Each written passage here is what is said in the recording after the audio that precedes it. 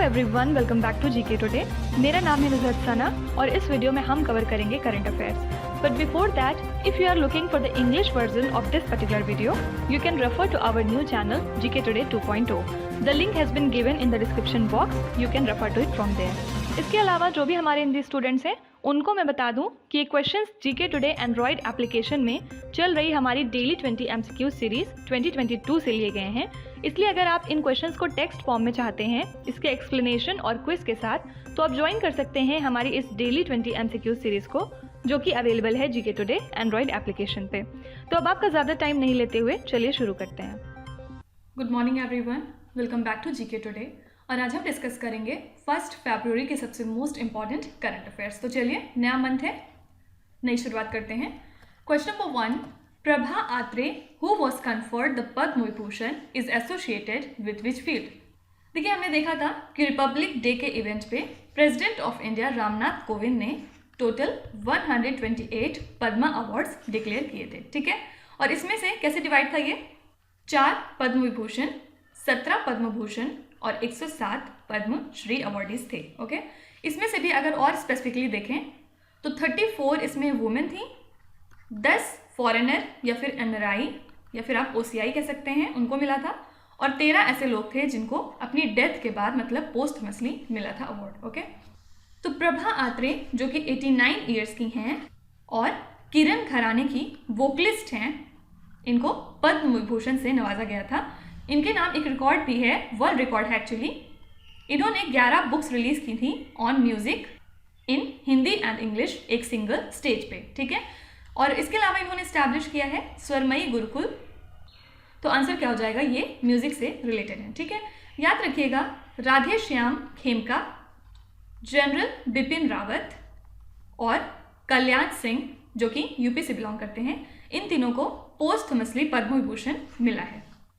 देखिए, Padma awards basically 3 categories में दिए जाते हैं, पद्म विभूषण, पद्म भूषण और पद्मश्री, सभी जानते हैं। और जो पद्म विभूषण है ये 2nd हाईएस्ट सिविलियन अवार्ड है इंडिया का, और ये दिया जाता है किसी के एक्स्ट्रा ऑर्डिनरी और डिस्टिंग्विश्ड सर्विस के लिए, ठीक है। और पद्म भूषण की बात करें तो ये 3रा हाईएस्ट अवार्ड है इंडिया का, और ये डिस्टिंग्विश्ड सर्विस में किसी भी फील्ड के लिए दिया जाता है। और पद्मश्री भी इसी तरह 4था है in order of civilian awards, और ये भी किसी की स्पेशल सर्विस के लिए दिया जाता है, ठीक है। अब याद रखिएगा, बुद्धादेव भट्टाचार्य जी, इनके बारे में हमने पिछले लेक्चर में बात की थी। इनको पद्म भूषण से नवाजा गया, लेकिन इन्होंने रिफ्यूज कर दिया कि ये अवार्ड नहीं लेंगे, ठीक है। और ये कौन है, ये chief minister of West Bengal रह चुके हैं। तो ये बहुत इंपॉर्टेंट है। और इनके साथ 2 और लोग ऐसे थे जिन्होंने पद्म भूषण लेने से मना कर दिया था। फर्स्ट यही हो गए, सेकेंड है लेजेंडरी सिंगर संध्या मुखर्जी, इनको भी पद्म भूषण दिया गया लेकिन इन्होंने रिफ्यूज कर दिया था। और थर्ड हैं तबला एक्सपोनेंट अनिंद्या चटर्जी। तो प्लीज़ ये तीनों नाम ज़रूर याद रखिएगा क्योंकि ये बहुत इंपॉर्टेंट है, ठीक है। और इसके अलावा पद्म भूषण और किसको मिला है, हमारे ग्लोबल हेड ऑफ माइक्रोसॉफ्ट और गूगल को। माइक्रोसॉफ्ट के हेड कौन है, सत्या नडेला, और गूगल के हेड हैं सुंदर पिचई। इन दोनों लोग को भी भारत रत्न से नवाजा गया। साथ ही वैक्सीन मेकर्स साइरस पूनावाला जो कि सीरम इंस्टीट्यूट ऑफ इंडिया चलाते हैं, और कृष्णा एला और सुचित्रा एला फ्रॉम भारत बायोटेक, इन लोगों को भी पद्म भूषण दिया गया है, ठीक है। इन सब चीज़ों के अलावा एक इंपॉर्टेंट न्यूज़ हमने पिछले लेक्चर में देखी थी कि नीरज चोपड़ा को परम विशिष्ट सेवा मेडल से नवाजा गया है। फाइन। अब आपको मुझे कमेंट्स में बताना है कि असम का सबसे हाईएस्ट सिविलियन ऑनर जो है असम वैभव, ये किसको दिया गया है हाल ही में। Please answer me in the comments. Next question देखते हैं।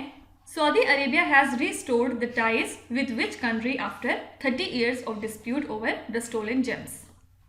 देखिए, एक लड़ाई चल रही थी बेसिकली सऊदी अरेबिया और थाईलैंड के बीच में, क्योंकि सऊदी अरेबिया का ये क्लेम था कि इनके यहाँ से बहुत इंपॉर्टेंट जेम्स, जिसमें 50 कैरेट ब्लू डायमंड भी आता था, वो स्टोल किया था थाईलैंड ने, इनका ये क्लेम था। और इसकी वजह से 30 साल से लगातार इनके बीच में डिस्प्यूट चल रहा था, जिसकी वजह से बहुत ज़्यादा लॉसेस देखने को मिले ट्रेड में, और जॉब्स चली गई थाई माइग्रेंट वर्कर्स की, ठीक है। लेकिन अभी हाल ही में क्या हुआ है, थाईलैंड के प्राइम मिनिस्टर प्रयुत चन ओचा, इन्होंने विजिट किया रियाद को, और वहाँ सऊदी अरेबिया के साथ मिलकर इन्होंने डिसाइड किया कि चलिए अब ये जो भी डिस्प्यूट है इसको ख़त्म करते हैं, ठीक है। तो फाइनली जो 30 साल की डिस्प्यूट थी ये ख़त्म हो गई है दोनों के बीच में, और सऊदी अरेबिया एयरलाइंस ने शुरू कर दी है अपनी direct flight to Thailand recently, ठीक है। अब सऊदी अरेबिया की बात करें तो लास्ट मंथ या फिर उसके पहले हमने देखा था कि सऊदी अरेबिया ने लॉन्च किया था एक नेशनल इंफ्रास्ट्रक्चर फंड, ठीक है। इसके अंदर में ये 200 बिलियन रियाल्स इन्वेस्ट करेंगे बहुत सारे प्रोजेक्ट्स में, फॉर एग्जांपल वाटर से related, transport, energy, education, health या फिर डिजिटल इंफ्रास्ट्रक्चर, कम्युनिकेशन एट्सेट्रा, ठीक है। तो अगले डिकेड में ये इतने सारे प्रोजेक्ट्स पे इन्वेस्ट करेंगे, और इसके अलावा जो भी प्राइवेटाइज्ड इंफ्रास्ट्रक्चर प्रोजेक्ट्स हैं जो इनको सही लगेंगे उसमें भी ये अपना पैसा लगाएंगे, ठीक है। तो बेसिकली इंफ्रास्ट्रक्चर को बहुत ज़्यादा प्रमोट करने की कोशिश की गई है, और ये जो फंड है ये कंट्रीब्यूट करेगा सऊदीया के विज़न को अचीव करने के लिए, जो कि इन्होंने 2030 के लिए अपने स्पेशल विज़न अनाउंस किए हैं, ठीक है। क्या बता सकते हैं कि इस फंड का मैनेजर इन्होंने किसको बनाया है? इसके अलावा सऊदी अरेबिया ने सऊदी ग्रीन इनिशिएटिव फोरम भी स्टार्ट किया था, और ये जो फोरम है ये इन्वायरमेंटल इफेक्ट्स पे बात करेगा कि सऊदी अरेबिया की वजह से इन्वायरमेंट में क्या इफेक्ट आ रहे हैं। किसके साथ डिस्कस करेंगी ये चीज़ें? वेरियस इंटरनेशनल पर्सनालिटीज़ के साथ और हाई प्रोफाइल गवर्नमेंट लीडर्स के साथ। और इस इनिशिएटिव में इन्होंने ये भी कहा है कि ये कार्बन एमिशन को 278 मिलियन टन से डिक्रीज करेंगे किस साल तक? 2030 तक, ठीक है। और इसके अलावा इन्होंने ग्लोबल मीथेन प्लेज भी लिया था, जिसके अंदर में इन्होंने ये कहा था कि मीथेन एमिशन को ये कम करेंगे across the globe by 30%, okay. अब इन सब चीज़ों के अलावा लास्ट ईयर हमने देखा था कि सऊदीया और इंडिया ने अपनी पहली नेवल एक्सरसाइज कंडक्ट कराई थी, जिसका नाम क्या था? अल मुहेद अल हिंदी, ठीक है। और इसमें जो है इंडिया की guided missile destroyer INS Kochi ने पार्ट लिया था, ठीक है। INS कोची की बात करें तो ये सेकेंड शिप है Kolkata class stealth guided missile destroyer की, और इंडियन नेवी के लिए इसको बनाया गया था under the code named as project 15A, ठीक है। बनाया किसने था? Mazagon dockyard shipbuilders limited, fine. आपको मुझे अब कमेंट्स में बताना है कि जैद तलवार ये एक्सरसाइज कौन सी दो कंट्रीज के बीच में होती है। Question number 3, what is the area of space around which the James Webb space telescope orbits? तो ये जो टेलीस्कोप है ये जिस एरिया में ऑर्बिट करता है उसका नाम क्या है बेसिकली, ठीक है। तो अभी हाल ही में जो ये टेलीस्कोप है ये अपने फाइनल डेस्टिनेशन पे पहुंच गया है, जो कि लगभग 15 लाख किलोमीटर दूर है हमारी अर्थ से, ठीक है। तो ये जो टेलीस्कोप है ये एक एरिया में ऑर्बिट करता है लगातार, इसका नाम है, इस एरिया का नाम है लेग्रेंजे पॉइंट L2, जहाँ पे जो ग्रेविटेशनल पुल होता है सन और अर्थ का वो बैलेंस हो जाता है रोटेटिंग सिस्टम के सेंट्रीफ्यूगल फोर्स के साथ, ठीक है।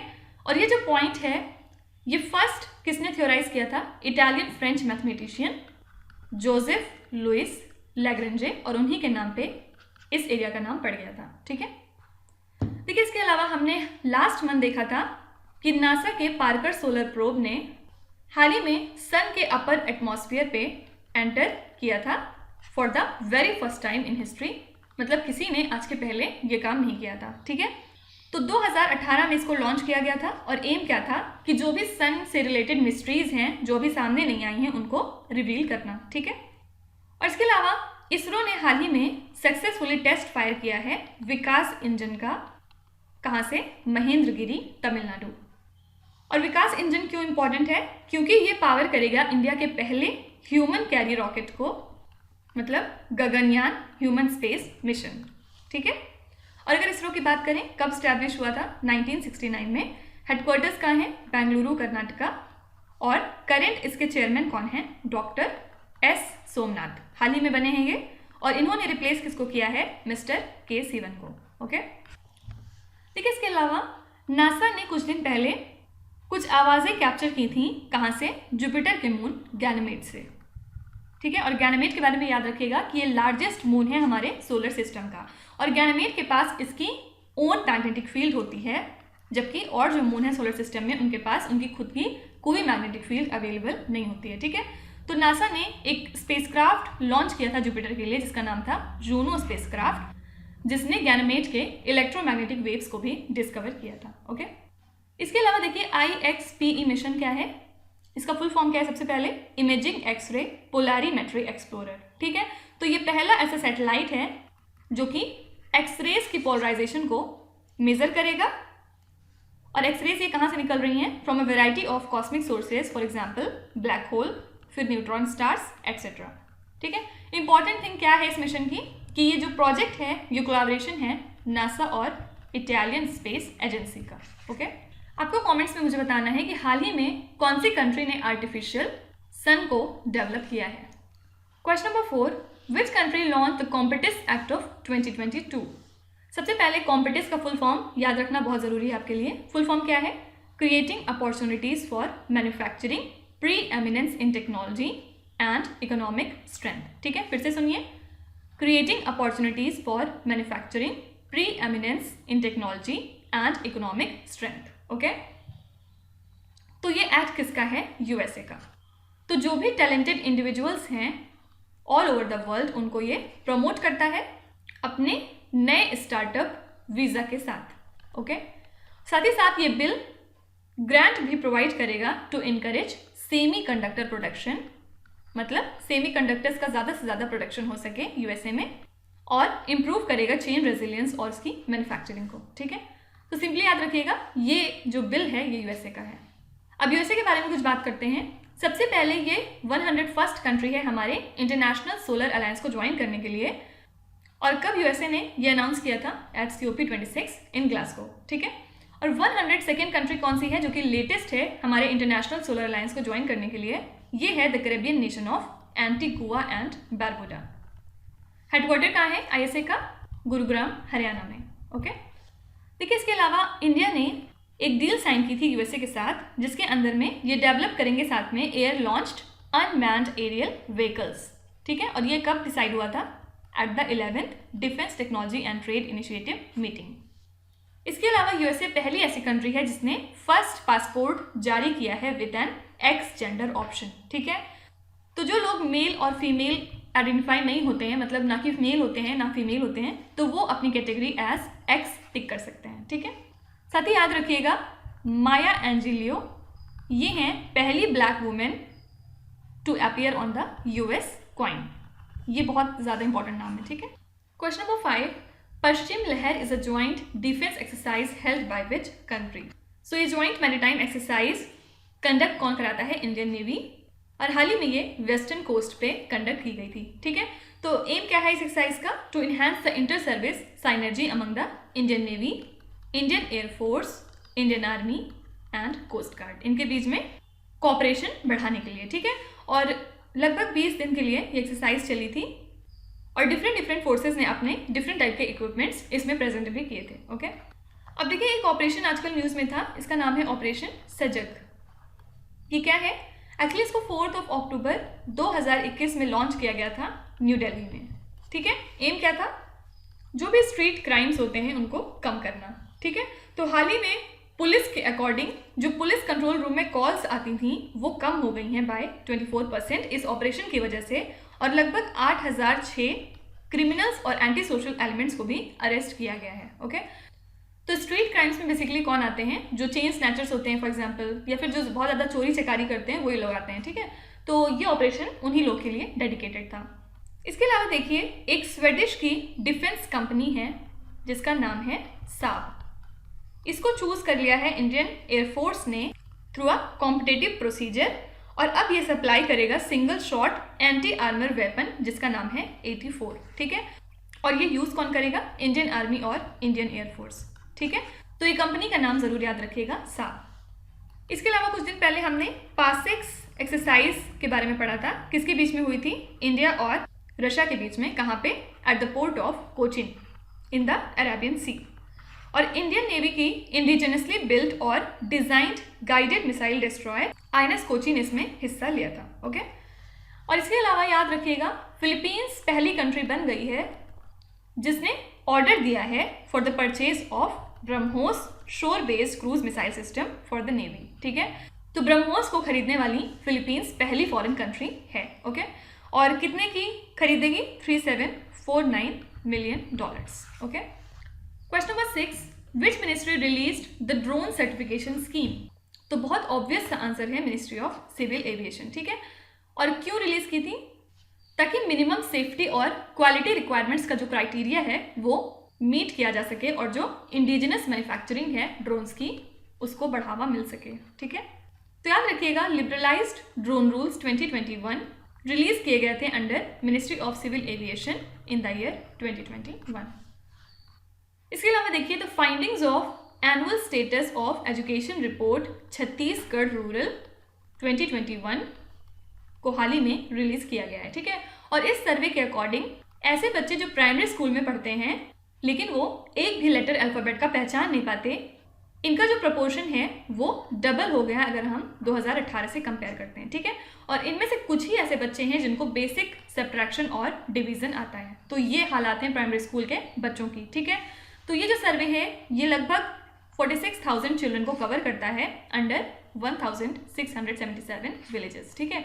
तो आपसे पूछा जा सकता है कि जो annual status of education report है जो कि हाल ही में रिलीज की गई है वो कौन से स्टेट के सर्वे के ऊपर बेस्ड है? आंसर है Chhattisgarh. Question number 7, which country has raised $1 billion loan with सुकूक? सुकूक क्या है? एक इस्लामिक बॉन्ड है। तो कौन सी कंट्री ने $1 बिलियन का लोन रेज किया है फ्रॉम सुकूक?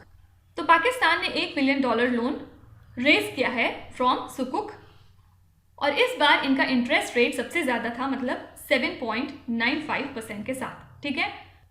तो जो लास्ट बॉन्ड था जो पाकिस्तान ने सुकूक के साथ किया था वो 2017 में किया था।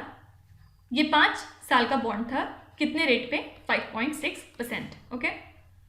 देखिए पाकिस्तान की बात करें, एक बहुत इंपॉर्टेंट न्यूज़ है इस कंट्री से।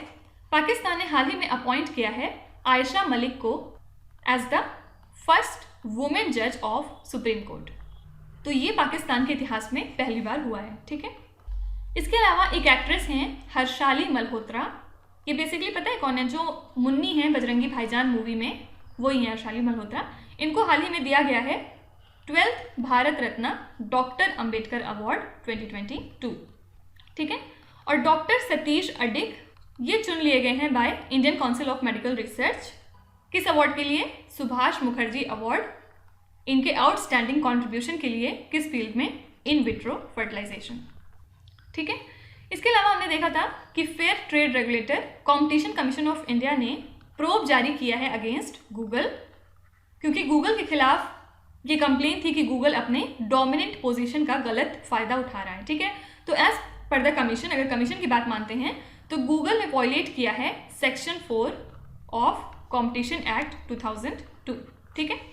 इसके अलावा कौन सा डिस्ट्रिक्ट है जिसने हाल ही में अपने आप को इंडिया का पहला चाइल्ड मैरिज फ्री डिस्ट्रिक्ट घोषित किया है? ये है गंजम डिस्ट्रिक्ट। कौन से स्टेट से? उड़ीसा, याद रखिएगा। Question number 8, clinker boards which were added to UNESCO heritage list belong to which region? तो यूनेस्को ने हाल ही में क्लिंकर बोर्ड्स को ऐड किया है अपनी लिस्ट ऑफ ट्रेडिशंस में जो रिप्रेजेंट करती हैं intangible cultural heritage of humanity को, ठीक है। तो Denmark, Finland, Iceland, Norway and Sweden, they have jointly sought the UNESCO designation and these are the Nordic countries. So basically एक तरह का ये नॉर्डिक ट्रेडिशन है और लगभग हज़ारों साल से जो वुडन सेल बोट्स होती हैं इनके थ्रू नॉर्दर्न यूरोप में ट्रेड होता रहा है, ओके। अब यूनेस्को के बारे में कुछ इंपॉर्टेंट बात करते हैं। लास्ट ईयर मतलब 16वें सेशन ऑफ यूनेस्को में ये डिक्लेयर किया गया था कि दुर्गा पूजा सेलिब्रेशन को अब representative list of intangible cultural heritage of humanity में इंक्लूड किया जाएगा, ठीक है। ये बेसिकली कोलकाता का है। और इसके अलावा एक सूप है हैती कंट्री से जिसका नाम है जोमू सूप, इसको भी इंटेंजिबल कल्चरल हेरिटेज लिस्ट की सूची में शामिल किया गया है, ठीक है। और इन सब के अलावा वर्ल्ड हेरिटेज सेंटर ने यह अनाउंस किया था कि अब जो भी यूनेस्को की वर्ल्ड हेरिटेज साइट इंडिया से हैं उनका हिंदी डिस्क्रिप्शन भी अवेलेबल रहेगा, ठीक है। और ये कब डिक्लेयर हुआ था? वर्ल्ड हिंदी डे के दिन। कब मनाते हैं हम ये? 10 जनवरी को। याद रखिएगा वर्ल्ड हिंदी डे और नेशनल हिंदी डे 2 अलग अलग दिन हैं। नेशनल हिंदी डे हम मनाते हैं 14 सितंबर को, ओके। साथ ही हमने बहुत बार देखा है कि इंडिया को री इलेक्ट कर लिया गया है एग्जीक्यूटिव बोर्ड ऑफ यूनेस्को में अगले 4 सालों के लिए, दैट इज फ्रॉम 2021 टू 2025। इसके अलावा यूनेस्को ने हाल ही में श्रीनगर को ऐड किया है अपने क्रिएटिव सिटीज़ नेटवर्क प्रोग्राम में, और फाइनली श्रीनगर 6वीं सिटी बन गई है इंडिया से इस प्रोग्राम में शामिल होने के लिए, ठीक है। रेस्ट 5 कौन है? मुंबई, चेन्नई, हैदराबाद, वाराणसी और Jaipur, okay. Question number 9, which country played host to the first India Central Asia summit? तो कौन सी कंट्री होस्ट थी इस पहले इंडिया सेंट्रल एशिया समिट की? आंसर है इंडिया खुद। तो हाल ही में इंडिया ने first India Central Asia summit को वर्चुअल फॉर्मेट में होस्ट किया, और जो सेंट्रल एशियन कंट्रीज़ हैं और इंडिया, इनके रिलेशंस के 30 साल कंप्लीट हो गए हैं। तो प्राइम मिनिस्टर नरेंद्र मोदी ने स्ट्रेस किया था कि उन्हें अब एक एम्बिशियस विजन बनाना चाहिए, ओके। तो इसमें कौन कौन सी कंट्रीज़ ने पार्टिसिपेट किया था? बेसिकली 5 कंट्रीज़ के प्रेसिडेंट थे इसमें। कौन कौन सी कंट्रीज़ हैं ये? Kazakhstan, Kyrgyzstan Republic, Tajikistan, Turkmenistan और उज्बेकिस्तान, ठीक है। अब हम लोग कुछ इंपॉर्टेंट होस्ट देख लेते हैं। हाल ही में यूनियन मिनिस्टर जितेंद्र सिंह ने इनॉग्रेट किया था 24वां कॉन्फ्रेंस ई गवर्नेंस के ऊपर, ठीक है। और इसके बाद निर्मला सीतारमन ने हाल ही में चेयर किया है 46th GST काउंसिल मीटिंग, कहाँ पे? दिल्ली में, ओके। फिर इंडिया ने हाल ही में चेयर किया है काउंटर टेररिज्म कमेटी को, जो कि यूनाइटेड नेशन सिक्योरिटी काउंसिल की है। कब किया है? जनवरी 2022 में। इसके अलावा यूनियन मिनिस्टर एस जयशंकर ने एड्रेस की है 5वीं इंडियन ओशन कॉन्फ्रेंस, ठीक है। और इंडिया ने हाल ही में G20 ट्राइका ज्वाइन किया है, किन 2 कंट्रीज़ के साथ मिलके? इंडोनेशिया और इटली। इसके बारे में हमने किसी लेक्चर में बहुत डिटेल में किया था, इफ़ यू रिमेंबर, ठीक है। और पुडुचेरी ने हाल ही में होस्ट किया है 25th नेशनल यूथ फेस्टिवल को। कब मनाई गई थी ये? 12 जनवरी को, जो कि बर्थ एनिवर्सरी होती है स्वामी विवेकानंद की। और इन सब चीज़ों के अलावा प्राइम मिनिस्टर मोदी ने हाल ही में एड्रेस और इनॉग्रेट किया था ऑल इंडिया मेयर्स कॉन्फ्रेंस को, कहाँ पे? वाराणसी में। एक्चुअली शायद दिसंबर में हुई थी, ठीक है।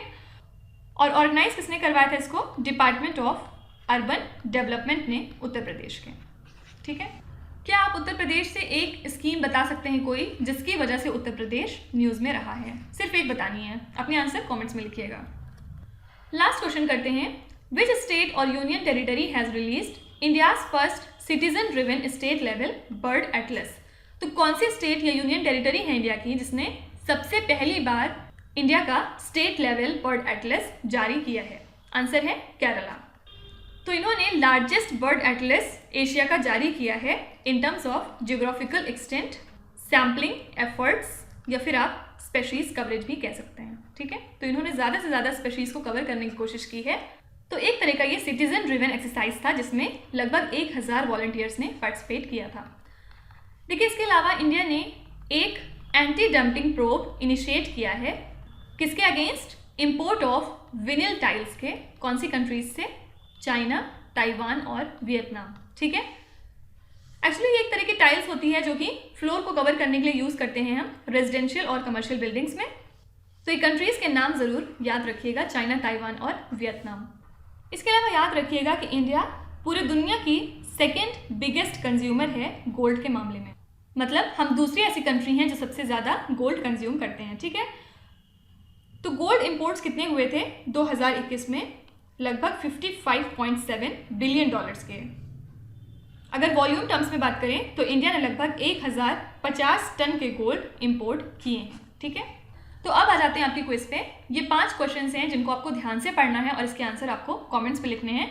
बिल्कुल भी पैनिक करने की ज़रूरत नहीं है, जो आता है ठीक है, नहीं आता कोई भी बात नहीं। आप दूसरों के आंसर से अपना आंसर टैली कर सकते हैं और देख सकते हैं कि आपको कितना आता है कितना नहीं, ठीक है।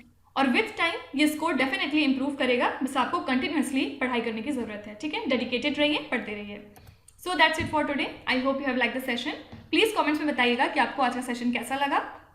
अगर आपकी कोई भी रिव्यू या फीडबैक या सजेशन है तो आप हमें कमेंट्स में बता सकते हैं और हम पूरी कोशिश करेंगे उसको इम्प्लीमेंट करने की। तो कल फिर मिलेंगे हम लोग सेम टाइम सेम जगह, कल के करंट अफेयर्स के साथ। Till then stay tuned. Thank you so much for watching and please do not forget to subscribe to GK Today. With this, Meenuz Hadsana signing off.